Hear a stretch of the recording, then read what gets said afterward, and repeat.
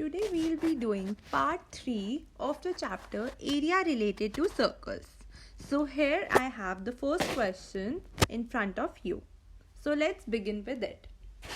Now in this question, if you read it, the inside perimeter of a running track is mentioned to be 400 meter and the length of straight portion is 90 meter, which means this AD and this FG is 90 meter.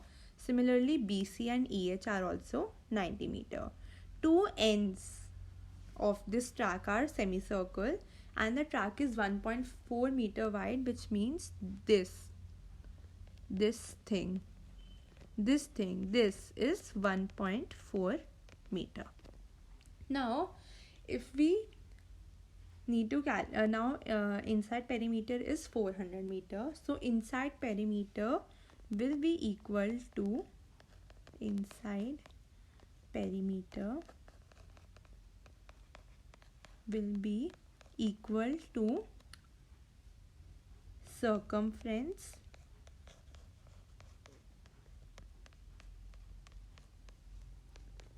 of semicircle whose radius is, this is O, whose radius is OB, plus length of BC or AD plus length of EH plus circumference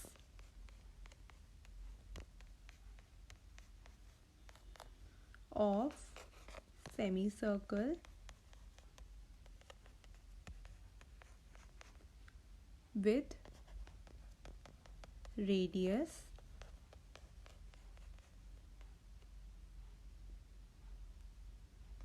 OC. Okay, so this is the formula of inside perimeter, and inside perimeter in the question is given to be 400 meter. Now we know that the circumference of semicircle having the radius OB would be half into 2 pi r. Then length of BC is 90 meter given in the question. Then circumference of semicircle with radius, this would be half into 2 pi r, and again the length of EH would be 90. So this goes off, this goes off. 400 meter minus 180 is equal to 2 pi r.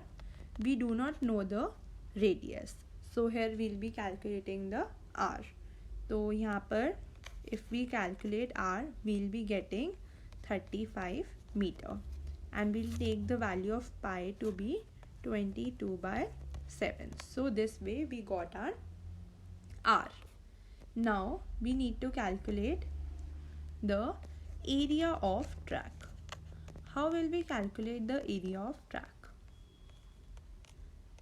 We'll add the area of track is the area of the colored portion.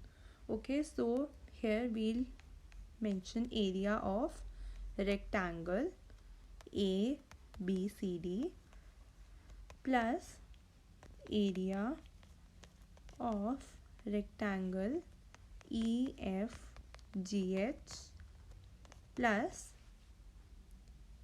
since there are two semicircles, 2 area of big semicircle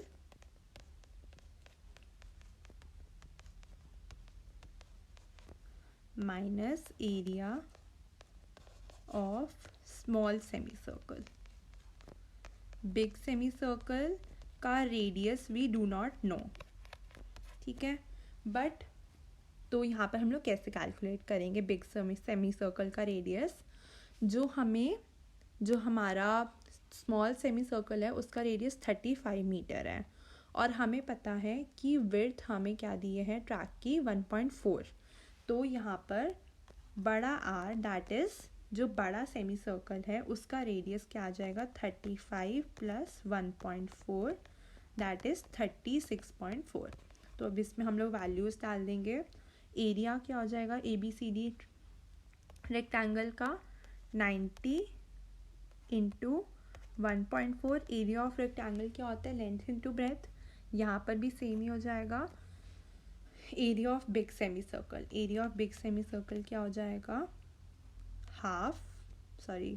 pi r square, are is 36.4 का whole square minus उसमें से जो small semi circle है उसका area minus करेंगे पाई 35 का whole square. और अगर हम लोग इसको सॉल्व करेंगे तो हमारा फाइनल आंसर क्या आ जाएगा 566.16 metre square.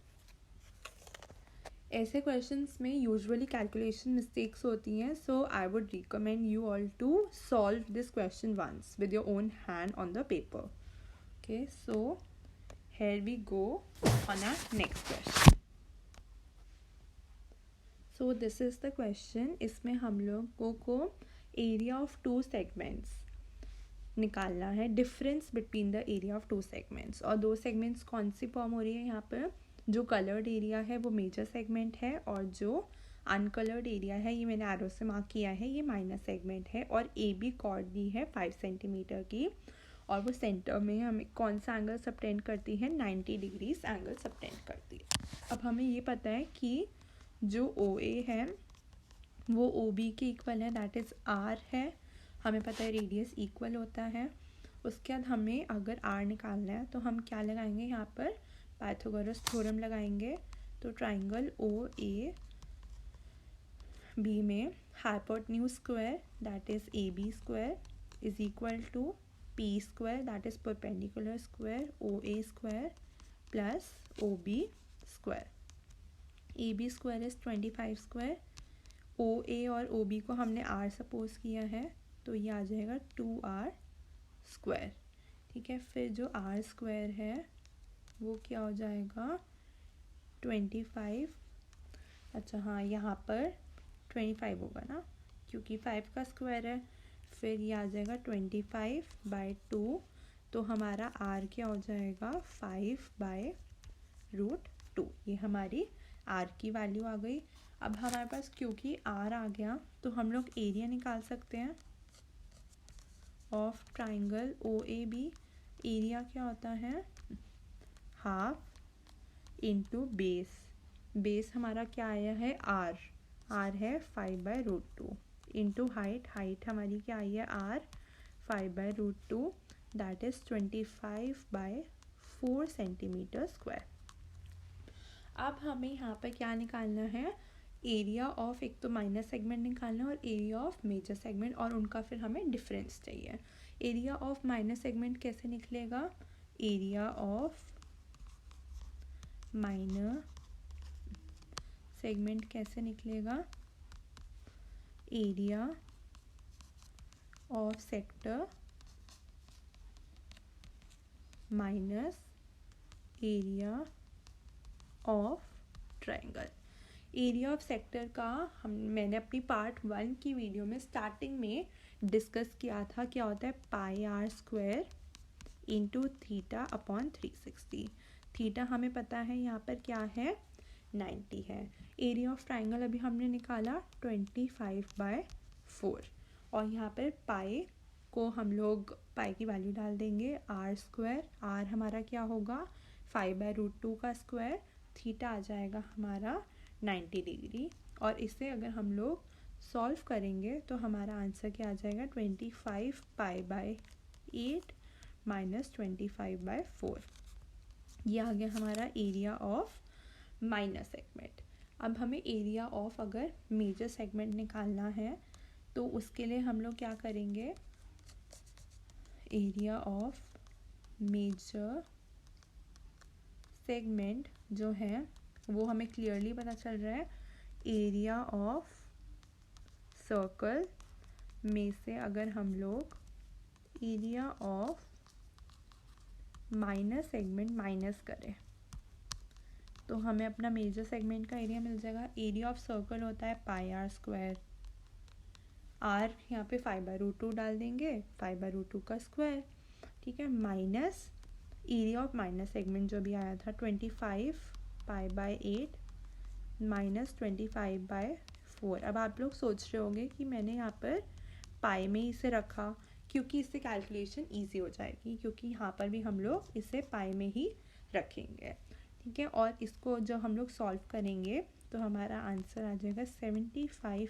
पाई/8 plus 25/4 centimetre square, ठीक है। अब हमारे पास एरिया ऑफ माइनस सेगमेंट भी आ गया, एरिया ऑफ मेजर सेगमेंट भी आ गया। अब सिर्फ हमें क्या चाहिए, रिक्वायर्ड डिफरेंस, ठीक है। तो रिक्वायर्ड डिफरेंस क्या हो जाएगा, area of major segment minus area of minor segment, और माइनस करके फाइनल आंसर जो आप लोगों को मिलेगा वो है 25 पाई/4 plus 25/2 centimetre square. Okay guys, ये आपका फाइनल आंसर आएगा। So here we have this question. इसमें हमें दिया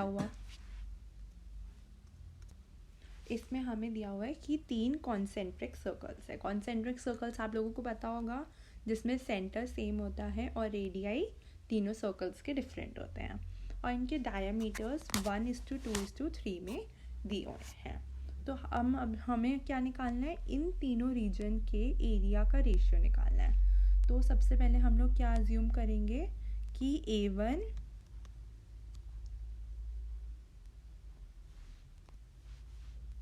A1 जो है वो फर्स्ट कॉन्सेंट्रिक सर्कल है,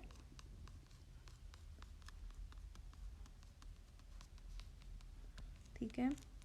फिर जो A2 है वो सेकेंड कॉन्सेंट्रिक सर्कल है, और जो A3 है वो थर्ड कॉन्सेंट्रिक सर्कल है। और इनके डायमीटर्स को हम लोग कैसे रिप्रेजेंट करेंगे, A1 that is first concentric circle का डायमीटर D1, फिर सेकेंड कॉन्सेंट्रिक सर्कल का D2 और थर्ड का D3, और इनका रेशियो हमें 1:2:3 दिया है। हमें पता है जो डायमीटर होता है वो रेडियस का डबल होता है, तो 2r1 ratio 2r2 ratio 2r3 लिख सकते हैं हम लोग, ठीक है। 1:2:3 है। अब हम r1 ratio r2 ratio r3 निकालने के लिए क्या करेंगे, 1/2 रेशियो 2/2 रेशियो 3/2, ठीक है। तो फिर यहाँ पे रेडियाई क्या हो गए, 1/2 के, फिर ये हो जाएगा 1 के, और ये हो जाएगा 3/2 के, जहाँ पर के क्या है, एक कांस्टेंट है, ठीक है। अब अगर हमें एरिया निकालना है सबसे अंदर वाले सर्कल का, दैट इज इनर सर्कल का एरिया, तो क्या होएगा, पाई आर स्क्वायर, पाई आर क्या है उसका, आर इज k/2, ठीक है। तो ये हमारा एरिया ऑफ इनर सर्कल हो जाएगा। फिर अगर हमें एरिया ऑफ मिडल सर्कल निकालना है, ठीक है, एरिया ऑफ मिडल सर्कल क्या हो जाएगा, πr2 स्क्वायर, ठीक है। मतलब r2 क्या था, पाई के स्क्वायर, और area of outer circle, area of outer circle क्या हो जाएगा, πr3 square, that is pi हो गया 3/2 के whole square, that is 9k square π/4, ठीक है। अब ये तो हमारा इनर, मिडल और आउटर सर्कल का एरिया आ गया। अब हमें क्या निकालना है, एरिया निकालेंगे हम मिडल रीजन का। ये तो हमारे पूरे सर्कल का एरिया आया है, बट जो मिडल रीजन है उसका एरिया क्या है, क्योंकि इसमें हमें एरिया ऑफ 3 रीजन निकालना है, 3 सर्कल्स का रेशियो नहीं निकालना हमें, ठीक है। तो area of middle region, area of middle region obvious है, area of middle circle, area of middle circle minus area of inner circle होगा, ठीक है।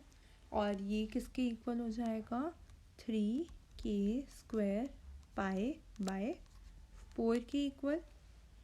एरिया ऑफ ये हमारा क्या आ गया, मिडल रीजन आ गया। फिर आएगा area of outer reason,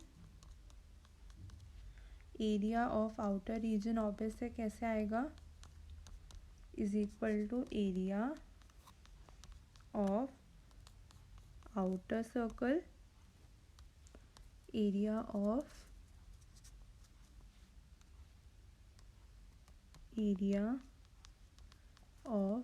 outer circle minus area of middle circle, ठीक है। तो ये हमारा किसके इक्वल आ जाएगा, 5k² पाई बाय 4, ठीक है। और एरिया ऑफ इनर रीजन तो एरिया ऑफ इनर सर्कल के इक्वल ही होगा। तो यहाँ पर अगर हम लोग एरिया ऑफ 3 रीजन्स की बात करें, एरिया ऑफ 3 रीजन्स की बात करें तो क्या आ जाएगा, k² pi by 4 ratio 3k² pi by 4 ratio 5k² pi by 4। तो यहाँ पर हमारा क्या आ गया, 1:3:5 जो है वो एरिया रेशियोज हो गए एरिया ऑफ 3 रीजन के। तो यहाँ पर हमारे पास अपना नेक्स्ट क्वेश्चन है। इसमें एक स्क्वायर हैंकरचीफ दिया है, 9 सर्कुलर डिज़ाइंस बने हुए हैं as you can see in the figure, और सबका रेडियस हमें 7 सेंटीमीटर दिया है। तो मतलब हर एक सर्कल जो सर्कुलर डिज़ाइन है उसका जो डायमीटर होगा वो क्या हो जाएगा, 14 सेंटीमीटर। मतलब अगर सपोजिंगली हमें ए बी की लेंथ निकालनी है तो ए बी की लेंथ किसके इक्वल होगी, तीनों सर्कल्स के डायमीटर की इक्वल होगी। एक सर्कल का डायमीटर 14 है तो 3 सर्कल का डायमीटर 42 सेंटीमीटर, और ये हमारी ए बी की लेंथ हमारे पास आ गई। और क्योंकि स्क्वायर हैंकरचीफ है तो ऑब्वियस है A B B C C D A D चारों इक्वल है।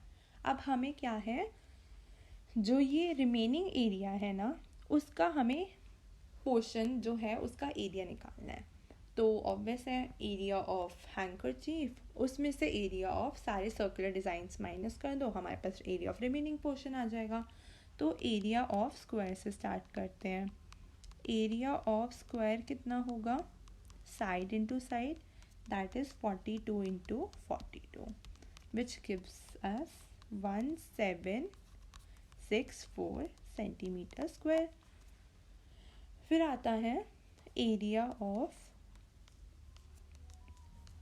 1 सर्कुलर डिज़ाइन, ठीक है।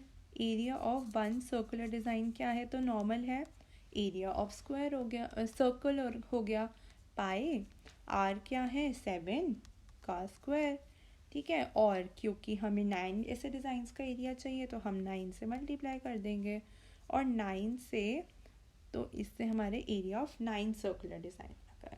तो ये आ जाएगा 1386 सेंटीमीटर स्क्वायर, ठीक है। उसके बाद अगर हमें एरिया ऑफ क्या करना है, एरिया ऑफ रिमेनिंग पोर्शन निकालना है, अगर एरिया ऑफ रिमेनिंग पोर्शन निकालना है तो हम क्या करेंगे, area of A B C D minus area of 9 circular designs. तो तो एरिया ऑफ स्क्वायर क्या आया था 1764, एरिया ऑफ 9 सर्कुलर डिज़ाइंस आए थे 1386 और इसका आंसर क्या आ गया 378 centimetre square. So with this question we have come to the end of the video and I hope that you liked the video. Do not forget to like and subscribe my channel Excel Academy, and if you want the video of any other chapter then you may comment down in the comment box. Thank you.